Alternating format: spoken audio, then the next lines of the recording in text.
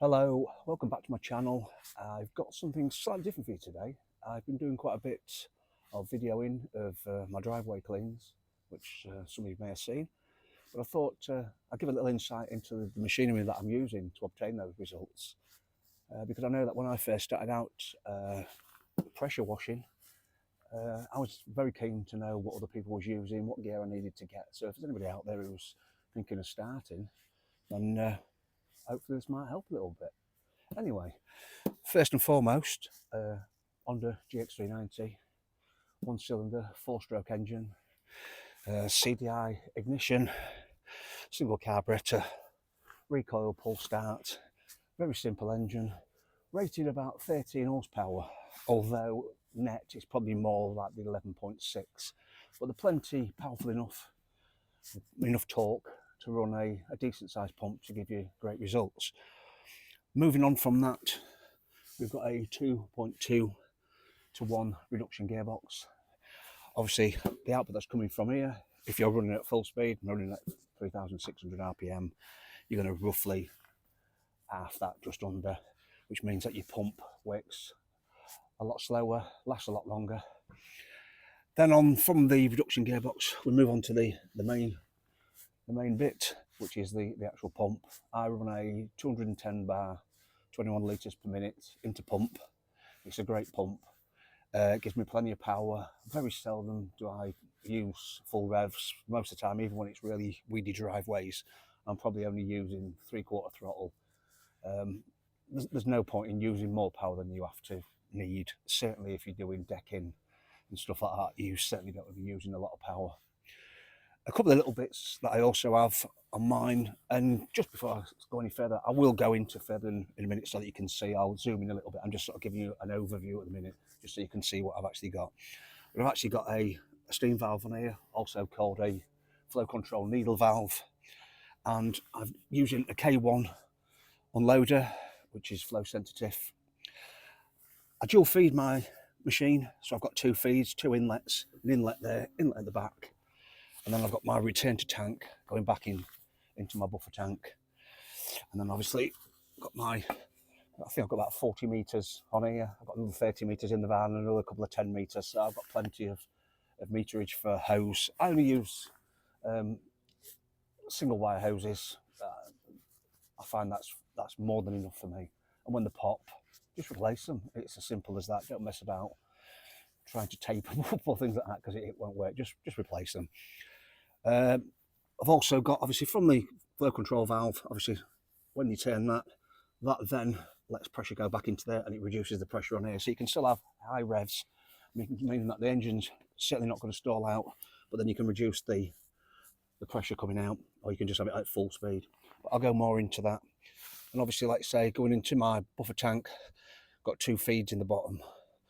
Both of those feeds are, there's 2 filters that's in the bottom of my tank, right at the bottom, about an inch from the bottom, so any sediment and any crud and stuff gets at the bottom, so it doesn't get pulled up into the filters.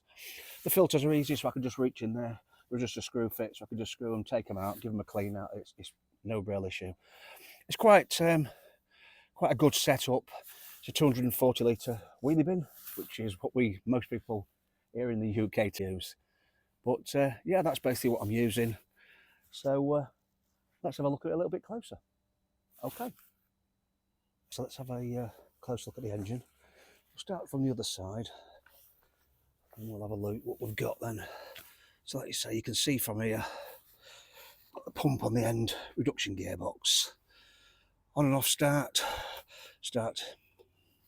on and off, simplicity itself. Plugs for the oil, for filling it up. Obviously another plug down here, that jerk you will need when you do your oil changes, although there is one on the other side. So like I said, Honda GX390, got a little filter under there, I don't know if you can just see that, a filter. Throttle control is here, I'll get in for you, there you go, throttle control. They are stiff, I like to have them stiff so it doesn't, when they are vibrating sometimes, when I hide it looser sometimes, reduce the revs on its own, so I tied it up so it's quite tight. So moving round, and here we have the air filter, exhaust. Mine is looking a little bit worse for wear. I mean, one thing you'll probably see about mine, it's not perfectly clean. It's not a van mounted system. I did think about a van mounted system and having hot water supply, but for what I do, this works great. I can do big houses, I can park my van anywhere, and I can just wheel this to where I need to go, so I can get it near a tap. Even though I still carry 50 metres of low pressure hose, it's still easy to do this, and it gives me a bit of a workout. I find that the time you've taken it out of the van, you've got your buffer tank set up and your water going. By the time you've got the rest of the gear out, your buffer tank's full and you're ready to go anyway, so it doesn't really seem to save me any time. Probably a little bit quicker if you just roll your hose up and your high pressure hose and you're off and away, but it doesn't really bother me that much. Valves, if you ever come to adjust your valves, there's two in there, an inlet and an exhaust. Let's say it's only an overhead valve engine, 2 valves per cylinder. Very, very, very simple. Like I say, my exhaust is looking a little bit worse for wear now. The exhaust actually under here, this is just the cover, but obviously it's had a few repairs over its time. Like you say, if you're working outside, they are designed for this. They are designed for commercial and construction sites and stuff like that. You'll find them on certain industrial machinery other than pressure washers, because they're a great bit of kit. So there in the centre, you can probably just see that's the one with the red cap. That is the reduction gearbox. Like I say, this one runs at 2.2 to 1 ratio. So if you've got 3,000 RPMs coming out from the main shaft, which incidentally is a 25mm 1-inch shaft on these GX390 engines, then obviously what's coming out there is roughly about 1450, 1400 RPM. Then that's being then fed into your pump, which means your pump's running a lot slower. I mean, the pumps are only designed to run at 1450 RPMs anyway, so these are not like your cheaper pumps. Your cheaper pumps are usually direct feed. So there's just an engine, your pump bolted straight on, and if it's running at 3,600 RPM, your pump's also running at 3,600 RPM, and that's why they wear out a lot quicker. But like I said, this is an Interpumps. It's a 21 litre, 210 bar, which is in pounds is, I think it's about 3,030 psi or something like that. I also incorporate like I say, a steam valve or a flow control needle valve. So when it's turned all the way clockwise, that means you're getting your full power going through your machine and nothing's going back into there. But you can have your machine set at whatever RPMs you want, and if you want it to reduce, you can just turn this and it then will reduce the pressure coming through there. These are also great as well for when you're starting off in the morning, and so you don't get all your pressure coming through. You can undo this slightly, and it just means that you can start it up, give it a pull, start it up, and water will then go through here back to there. Then once it kicks off and it's just warmed up for a few seconds, you can just turn that back to where you need to be.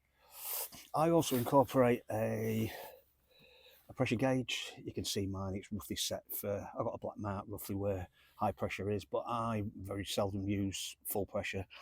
I don't see the point in using more pressure than you need to use. If you're doing decking and stuff like that and you needed 100 bar, then there's no point in kicking 200 bar at it. You're just going to splinter the wood, you're going to wreck and cause damage, the same as on concrete. You don't want to be etching stuff.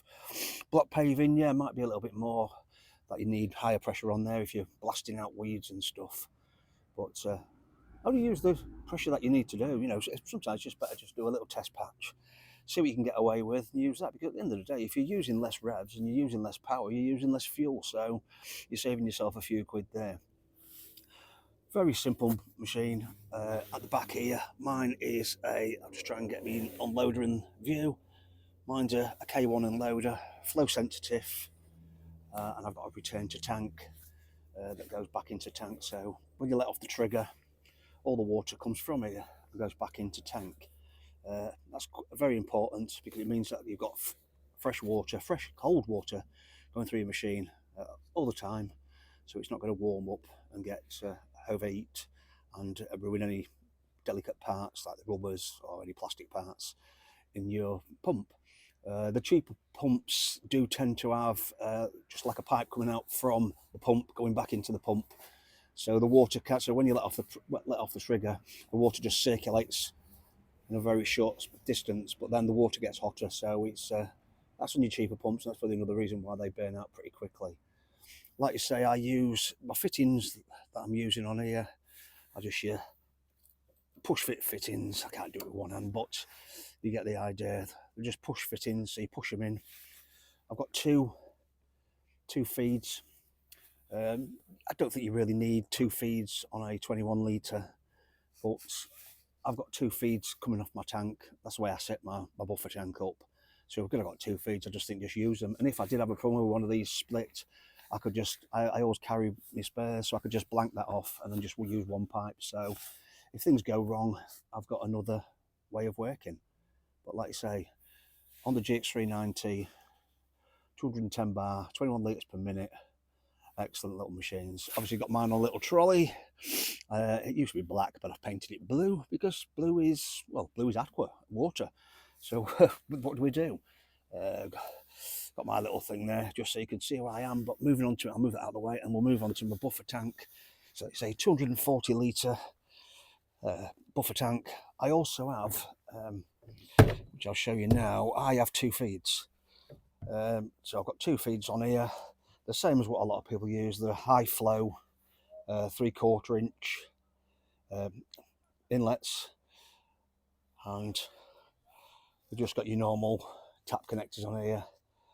So if I'm working at a place where there's two taps, I can use two taps. It makes it a lot easier.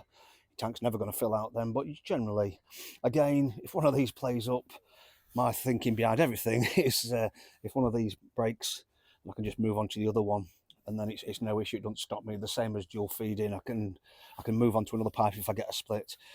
You can probably just see down at the bottom, I have got two filters at the bottom, which are just they're very easy to get out.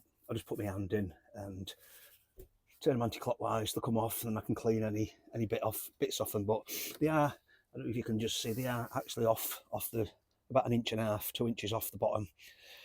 As you can see, I've got a spare hose in there and part of my X-Jet. And then this is on the hose that's coming off the needle valve. So when you've got the needle valve open, water will then come out of here. And it'll flow back into that.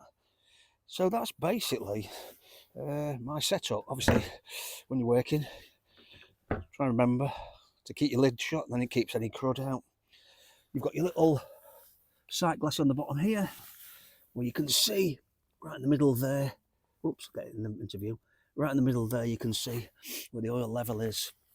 There's another sight glass down here that you can't see very well. It's a bit dark now, but you've also got your fills here. Yeah, I mean, great engines. I mean, looking a bit rough for wear now. It's like, say, I certainly don't worry about mine being pristine by any means. It's a workhorse. It does its job. The main thing that I would say with these sort of engines is, if anything, the most important thing is maintenance. We're coming to the end of the season now. Well, I mean, it's sort of dropped off, like we dropped off a cliff now, to be fair. But there's still little bits and pieces. But once I get a chance, it'll get another oil change. I tend to do an oil change at the end of the year, and then about 3 during the season. So it'll probably get 4 oil changes a year, which is very important, you know. The other thing, hose, I've got mine on where you can just wrap it up. You do get burst hoses now and again, so always make sure you carry a spare, or you've got provisions to get you up and running again. But yeah, that's basically my machine, you know. Excellent machine. Recoil starts, like you say, just give it a pull like that, and off she goes. Incidentally, these, make sure you keep some of this cord. These, generally, if you're working outside and you're getting the rain on them, even though this is pretty strong stuff, but it does gradually rot, it does gradually wear you. There's quite a bit of compression in these, and you'll find that sooner or later, just when you're not expecting it, that'll snap. So you need to have some of this. I might do a video on some of these other little bits of how to repair that, because it's. I mean, there's other videos already out there online, but I might do one myself. It's a good thing to have spares and know how to change things. I mean, you can actually take the cover off. It's only 3 small bolts, and it comes straight off. And if that did snap the actual housing or the actual gearing in the casing, you could take this off. You can do it like they used to do on old outboard engines on boats and stuff, where you can just give it a pull, just wrap the cord round it and give it a pull, and that'll get it up and running again. Like I say, I've got a little filter under there coming from the tank. There's actually a filter in the tank. Yeah, I never showed you that, did I? So I've got another filter in there. I need to get another one for this other feed, but obviously I've got the filters in there as well, and I also use filters on my hoses, sorry, on my lances. But yeah, so there we have it. That's my gear. That's basically what I use. It's a great bit of kit. Take the glasses off, I don't need them now. And that makes me look more intelligent, but I'll take them off just for the sake of it. But yeah, that's what I use. Great bit of kit. Yeah, you've got other machines out there that you can use 30 litres a minute, 250 bar. But I find that this gives it's a good choice for certainly where I am in this part of the UK. The water flow is not always brilliant, and so if I was running 30 litres per minute, I'm probably going to be running out over time. 21 litres per minute, you sometimes up against it. Even with that, flow is a killer for this type of machinery. But yeah, so that's what I'm using. That's what I'll tend to favour. Honda, there's other machines available. You've got your Briggs and Strattons, your Vanguard range, you've got your Lonsins. There's a multitude of engines. If you are going to get a pressure washer, get the best you can afford. These GX390s, they tend to run, like say up to a 200, roughly 200, 210 bar. They also do 250 bar, which if you're going down to like 15 litres per minute, and I think they use about 230 bar if you're doing on an 18 litre per minute. 15 litres per minute is enough, but flow is everything in this game. So how much flow you can get out is more important than the actual PSI. A lot of companies will blow out saying, yeah, we've got these high-end machines which are 400 PSI, but they're only 15 litres per minute, if that. Your catch is, 10 litres per minute, if that, So 21 litres per minute is a good option for pressure washer. Anyway, I can't really think of anything else to say. I mean, if anybody's interested, I could do some more videos on my lances. I also use a mud sucker. I've got a whale away. I've got bits and pieces, chemicals and stuff like that. So if anyone's interested in that, just drop it down in the comments, and I can see about putting something together. So if that's something that's of interest to you, and then obviously as soon as we start getting busy again, I'll get some more pressure washing jobs up and about. So I hope you enjoyed that. I hope somebody found that useful. I can't think of what else that I can say, but yeah, it's starting to get dark now. I did clean my van. The reason I did this today, because I thought, well, it's out in my van, it's being cleaned, so I may as well do this, and then it might come of help for somebody. Anyway, see you on the next one. Thanks for watching. Bye bye.